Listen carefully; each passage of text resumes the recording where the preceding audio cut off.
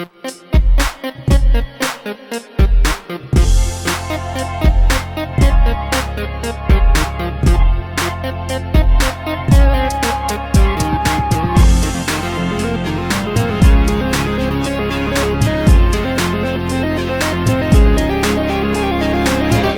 up? This is Al from It's Android's World here, and today I got my part 3, yes, final part review of the T-Mobile G2 with Google.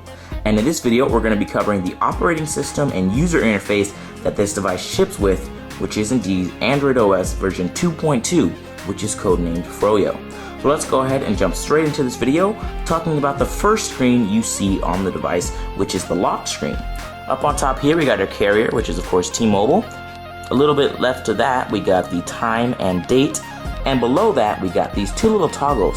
The right toggle is supposed to be swiped over to the left and it'll mute the device, as you can see there, and if you swipe it over again, it unmutes the device, and the left toggle was meant to be swiped over to the right, and that actually unlocks the device. And then you're greeted with the launcher that comes stock on the phone. So let's go ahead and talk about first, up on top here, the status bar. As you can see, we got the time, battery indicator, our cell phone strength, and whatever networking we're connected to, as far as it being 1G, 2G, 3G, HSPA Plus, or Wi-Fi. And if we have Bluetooth or GPS on, that'll pop up next to that. And any notifications we get will begin to stack up from left to right, and we'll display that later. If you actually touch this notification bar though, which is the cool feature, you can begin to pull that down all the way to the bottom of the device, and that'll bring us the date, again the carrier, and any notifications we get. Again, we'll talk about that a little bit later. The launcher itself actually offers us 7 home screens. You can see the scrolling is very smooth, which is kind of elasticity feel or bounce. You can also touch these dots down here to quickly and simply navigate, or long press them to get these little screen previews, and you can use the optical D-pad to actually scroll between them, or you can actually tap the screen you want to go to. This little set of 3 buttons contains the shortcut to the phone application, as you can see there, a shortcut to the browser application, and last but not least, that middle button there is indeed the application drawer, which shows us all the applications that come built onto the device. So let's go ahead and take a look at the built-on apps. First off, we got the Amazon MP3 store. As you can see, it'll let us know when there's an update, and if I tap on yes, this takes us into the Android market, and I can indeed update the application by hitting update, tapping OK, and that will begin to install the update. So as you can see, if you pull down the notification bar, you'll actually be able to see the notification. It finished downloading, it's now installing, and it's successfully installed. And if I just pull that back up, you can actually see the notification up in the upper left corner. And again, touch or pull it down, I can tap the notification to take me right into the action. So the Amazon MP3 store allows us to actually search. We can look at best-selling albums and songs, and we can browse by genre. So let's go ahead and just browse by genre here and take a look at it, just show you a little bit of the actual application. I'll jump into songs, and we'll scroll down to rap and hip-hop, all rap and hip-hop. So as you can see, the application is very quick, especially over Wi-Fi. We can indeed tap on something to get a preview of it, which you'll see here. And I can stop that, and of course tapping that 99 cents logo will indeed buy the song. Jumping back into the applications after hitting the home key, we'll go ahead and take a look at the browsing experience a little bit later. We do indeed also have a cool little calculator application, which as you can see we can swipe over to get some advanced symbols, but the calculator works very well. We got division, multiplication, subtraction, and addition, equal signs and a decimal sign there, and the calculator definitely does indeed work.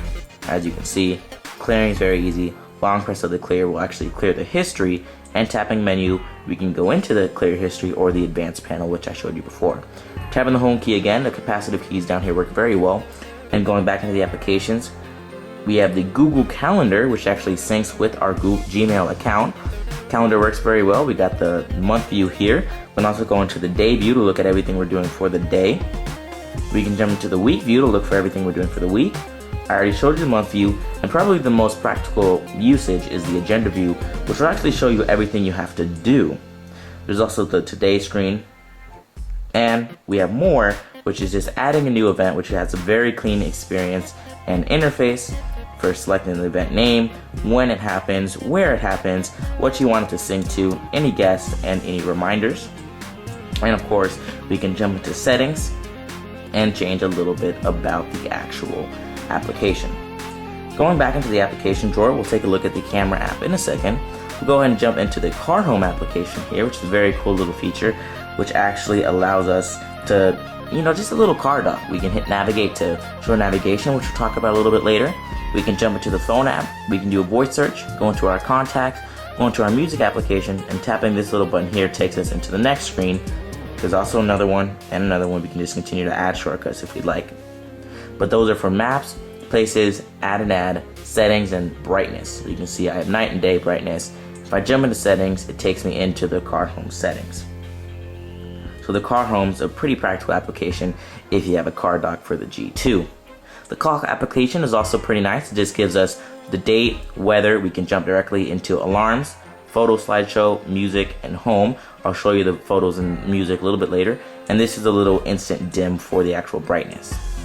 Jumping back home and into the application drawer, I'll show you contacts when we actually dive into the phone. Google Earth is just a third-party application which actually allows you to actually just jump into the Earth really. And if I do a full review of the actual Google Earth application, you'll be able to check that out. But it's a pretty interesting little app. We can scroll through the globe. We can indeed pinch to zoom. So you got that, and it's very nice. Email, I actually do not use, but I use Gmail, so you'll be able to get a gist of what the actual client looks like a little bit later. It does indeed come with a native Facebook application, but I have to say you're better off just using m.facebook.com on your device or touch.facebook.com if you prefer a more touch-friendly experience. Google Finance is just a little finance application by Google, so we won't be taking a look at that as I don't use it. The gallery application is definitely something that's pretty interesting. As you can see, it loads up all of our different little albums, and we can actually jump into our album to get our photos here. You can see it as a 3D experience if you scroll or actually even tilt the phone. Tapping on a wallpaper will indeed bring it up, or image, and yes, you do indeed have pinch to zoom. Very bouncy and elasticy, which I don't actually like. It can be nice in some ways, but it's definitely pretty interesting. Touch on the screen and you got the zoom in and the zoom out here. You can actually get really far into a photo if you use those controls. You can do a slideshow if you'd like. And if you tap menu, you can share with anything that's built onto your device, delete the photo, and there's even more, like details of the photo if you want to set it as a wallpaper or contact icon, cropping the photo, or rotating it. So the gallery application itself is actually quite phenomenal. Going back into the applications here, the Gmail experience is also something where this device shines. As you can see here, it's loading up our conversations. We can actually see our different clients and our different emails. Multi-select works very nicely with these little check boxes next to the emails on the left side. You see we got the actual email, who it's from, and when it was sent. If I actually jump into an email, for example, here we got one, it'll bring up the actual email. I can scroll through it. You see the header actually stays up there as I scroll, so no matter where we're reading, we'll be able to just see who sent it to us. We can reply, and if we tap this option here, reply all or forward or favorite. So it's a very nice Gmail application, but unfortunately no pinch to zoom. You can also archive, delete, or jump between the messages a little bit faster, which is something that's very cool. So the Gmail client is very nice and almost identical to the email client, except the email client is themed black. Google Goggles is just another bloatware application that allows you to scan barcodes, or actually not really barcodes, it just scan really anything and see if Google recognizes it. Google Search is, of course, Google searching. You're much better off just using google.com. Google Sky Map, another third-party application which allows you to see constellations and stars. Google Translate, another third-party application that comes pre-installed on the device, but it's actually a pretty nice one. Allows us to just instantly translate specific sayings into, of course, different languages. So we'll go ahead and as you can see, you can actually go to English to Spanish, vice versa. You can speak what you want to, so it's a very, very nice application, especially if you want to talk to people in different nationalities. Jumping back into the application drawer, we got the Latitude, which is just another maps-based application in a way. We got Listen, which is a podcast application. And here's Google Maps, which is one of the cooler features of this actual device. We'll go ahead and hit OK. It's trying to lock onto my location here, so I'm definitely going to scroll away from that so you guys can't see that. And here we got the Maps application. We'll be able to search, jump into places, layers, and pin my location. Pinch to zoom works very, very well on Google Maps application, and it'll redraw it. We can also use these zoom controls if we'd like. And tapping menu, we can search, get directions, which we'll take a look at now. We'll just hit from start, and I'm just gonna do Los Angeles and end Las Vegas, and just see if that actually gives us anything. We'll hit go. It says getting driving directions, and there we go. It gives us the directions, or we can actually hit navigate, and this will actually allow us to navigate. So it'll actually, I believe it might be trying to find my location right now. So we'll go ahead and see if it is trying to do that. So it actually did indeed find my location, which is definitely pretty interesting. It did so quite fast. So I'm gonna go ahead and just go next and go a little bit farther, and here you go, navigation. This is what it looks like. Lets me know how long it's gonna take there. We got the navigation button here. We can actually just tap this button to get a list of the navigations, how many miles away we are. So it's definitely pretty interesting and works very well. And I actually am pretty impressed with it. So we'll go ahead and just clear out navigation, exit that, and there we go. So that's the Maps application. Works very, very well. We also got the Android market, which allows us to install tens of thousands of applications, some of the best games and apps I've ever seen. You can really search absolutely anything and it'll show up. So we're just gonna go ahead and take a look at the homepage of the market real quick and show you what the experience actually looks like if it would load up. Here we are. We got some featured applications here and just a little slideshow of some apps. We can go to apps, games, T-Mobile, and let's just go ahead and do a quick search. For example, something random like Twitter. We'll hit search, and as you can see, it brought back 3,098 results just for Twitter. So it's a very, very nice market. If you want to actually install an application, you tap on it. This was a purchased application that I bought. I'll tap install and hit OK. And as you can see, the application is actually going to download. It'll pop up in the notification bar after it verifies. There it is. You see the download progress bar. And once it starts downloading, you actually see a percentile and everything, which is something I found nice. See, apps download ridiculously fast on this device over Wi-Fi. You can actually see that thing going pretty quickly, and this is a really big application. In fact, jumping into it just to show you, when you're actually in an app, you can rate it, you can read the description. It's actually over a megabyte. And sometimes you can actually see some screenshots, view more apps, visit the developer's webpage, send emails to the developer, or file as inappropriate. So you can see the application pretty much done downloading now. So that's all it really takes to download, and then it'll do a quick little installation period to install the app onto your phone. You'll see the little progress right there and the time the notification actually happened. And there we are. We can touch the notification to take us directly into the app. So Android market, definitely a big plus to this device. The messaging app is also quite good. When you launch into it, you get all your threads and contacts. You can actually tap on the little profile picture to go into the call the person, text the person, or look at their contact card when they sent you the message.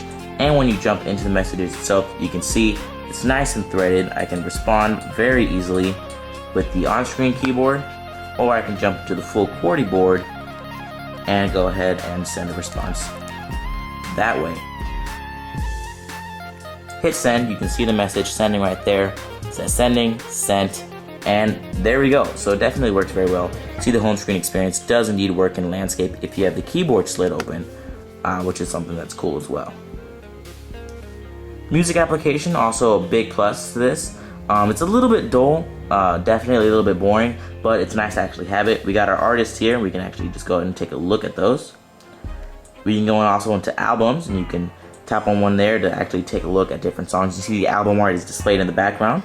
If I tap on a song, you get the album art. We can go back into the list of the entire album, shuffle and repeat the actual artist, the album, the song title, fast forward and rewind, skip back, skip forward, and play and pause. So the music client is decent by all means. Definitely needs a massive visual upgrade. My account, T-Mobile bloatware, my device, T-Mobile bloatware, My Tracks, more bloatware. We already saw navigation. News and Weather, which is a nice little application by Google, which allows you to take a look at the weather and some different news. As you can see here, it works very quick. Actually, really impressive how fast this application is. And if we hit information there, we'll be actually at scroll through how the weather is changing. It's a very full-fledged application. It's a nice little addition if you like keeping up with news and weather. Phone application is very nice as well. We got phone, we have call log, we have contacts. As you can see here, we can scroll through our list of contacts, and you can pull this to actually scroll through faster through letters. And if we go into favorites, you can see my favorites there with an instant call button, which is very nice. Tapping on the contact picture again, we'll be able to call, message, or email that person. You can see I didn't get a response. There's the notification right there. And of course, tapping on it will take me right into it. So that's definitely a great feature of the phone itself. Going down into the, as you can see, we got a few more applications like Photo Bucket, which is the photo sharing. It is indeed bloatware. Places, another thing for Google Maps, just if you can bookmark places. Quick Keys is something specific to the T-Mobile G2, which actually allows us to assign up to 3 applications for these physical keys on the G2, those ones right there. We can pretty much have it any shortcut or any application, which is very cool. Jumping back, we do already have Quick Office, which is more bloatware. The settings application, where we can dive into a myriad of different settings for the device itself, which is very cool. You can really customize a lot about it. Scrolling down a little bit more, we got the setup, which is if you want to go to the setup wizard again. Google Shopper, which is a shopping application, more bloatware. Google Talk, which is Google's talking their actual experience for typing to people, kind of like an IM client. Scrolling down even more, we got the text-to-speech if we want to use that. Twitter comes pre-installed. It's the default Twitter application, but mobile.twitter.com works just as fine. Google Voice, which you have to have an account for. Voice Dialer, which allows you to actually dial by voice. Voice Search, so we'll go ahead and demonstrate that and just show you how well it works. So I'll go ahead and cancel that and speak now. It's Android's world. And see if you can actually recognize me. So there, it has its Android's world. Go ahead and jump into that, and I doubt it's gonna pull up since mine's actually spelled without the apostrophe and all one word, but it does indeed pull up, and it did indeed pick what I wanted it to actually say, which is very cool. Scrolling back down to the bottom of the list, we got Web2Go, which is just a basic little T-Mobile website on the browser. Wi-Fi calling, which actually works very well, but I cannot demonstrate, and YouTube, which is a very full-featured YouTube client. It was indeed updated. We can actually scroll through some featured videos, upload a video ourselves if we'd like to. We do need to have 720p video, and of course we can search. So let's go ahead and search for me, and we'll go ahead and hit go, and it pulled me up. We'll go ahead and tap on a video. As you can see, you can actually watch the video in portrait if you like, and this is where you can switch between info, related videos, and comments. If you rotate the device, it will instantly full screen it. You see it plays very, very smooth. We can indeed fast forward. Quality is quite outstanding, so the YouTube client is definitely a big plus for this device. So 2 things I still need to show you, definitely the web browser, which doesn't need to have full flash. So I'm gonna go ahead and delete what I've already written and go to youtube.com/it's Android's world. As you can see, it's Android's world. Hit go, and you can actually see the web page loading up here. Loads up fairly quickly, and you can see it going here. Loads up fairly quickly. You also got the flash content here. Double tap to smart zoom, single tap to actually begin interacting with the content. As you can see, it definitely starts out very chuggy, so keep that in mind. It's still a phone. It's only an 800 megahertz processor, but as you can see, it's now running extremely smooth. That is indeed flash video right on the website. So it works very, very well and very smooth. You see the ad popped up there, which is the only thing that lagged it down. But you'll see when I actually jump into the video, it's very smooth. Audio is very nice. As you can see, scrolling with flash enabled is fairly laggy, but definitely not too bad. And we do have pinch to zoom, which is also something that's extremely quick. So The entire experience itself is absolutely phenomenal, and if you're looking for a smartphone, the T-Mobile G2 is great. The battery life isn't bad at all. You can get through a few days usage if you're actually managing the battery life, and the call quality is absolutely outstanding. There are a little bit of background noise as far as the phone itself goes. There's no active noise cancellation mic on the phone, if you're wondering about that. So the call quality isn't as good as something as, say, the Nexus 1, but the device itself is still great. So if you like my review, please be sure to give this video a thumbs up and favorite it. And of course, be sure to follow me on Twitter, twitter.com/androidsworld, if you'd like to know more about this device or contact me about anything at all. Other than that, I'll see you guys in my next video, and be sure to subscribe.